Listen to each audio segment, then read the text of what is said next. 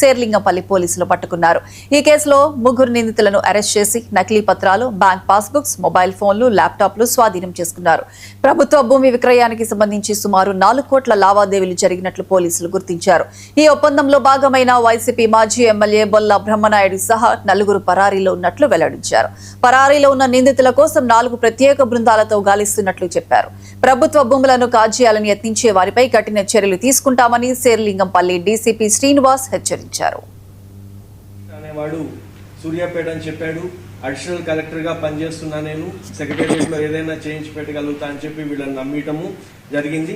అతనిది మళ్ళీ వేరే డేటా తీస్తే ఇతను కేవలం ఒక civil and electrical contractor, Peddamberpet, Bagamberpet అని చెప్పి ఇంకొకటి కూడా కార్డు దొరికింది.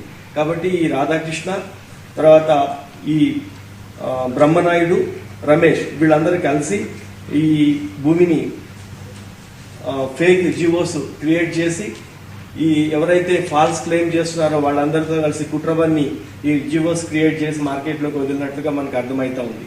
ఈరోజు నిమ్మల రాజేష్ గౌడ్, తర్వాత నిమ్మల వేణుగోపాల్, నిమ్మల సాయి కిరణ్ వీళ్ళ ముగ్గురిని కూడా పోలీసు ఈరోజు అరెస్ట్ చేసింది. దీంట్లో భాగస్వాములు అయిన వీళ్ళందరి పైన చెప్పిన వాళ్ళందరి బ్యాంక్ అకౌంట్లు కూడా ఫ్రీజ్ చేయడం జరిగింది. అట్లాగే ఈ ప్రభుత్వ భూముల్లో కానీ ఇతరులకు సంబంధించిన భూముల్లో కానీ ఎలాంటి దొంగ డాక్యుమెంట్లు పుట్టించడం, లిటిగేషన్ క్రియేట్ చేసి డిస్పోజెస్ చేయాలని చెప్పి రాత్రిపూట రావటం, ఇటువంటి వాళ్ళందరి మీద కూడా కఠినమైన చర్యలు తీసుకోవాలని ప్రభుత్వం చాలా క్లియర్గా కింద ఇన్స్ట్రక్షన్స్ ఇచ్చింది. కాబట్టి ఎవరున్నా సరే దీని వెనుక సీరియస్ యాక్షన్ తీసుకోవడం జరుగుతుంది. ఈ కేసుని సిపి గారి ఆదేశాల మేరకు దీంట్లో కాంప్లికేషన్స్ కానీ ఇవి ఎక్కువ ఉంటాయి కాబట్టి, అంటే పరిశోధన పరంగా ఈఓడబ్ల్యూ ప్లస్ ఈ క్రియేషన్ ఆఫ్ ఫేక్ డాక్యుమెంట్స్ దీన్ని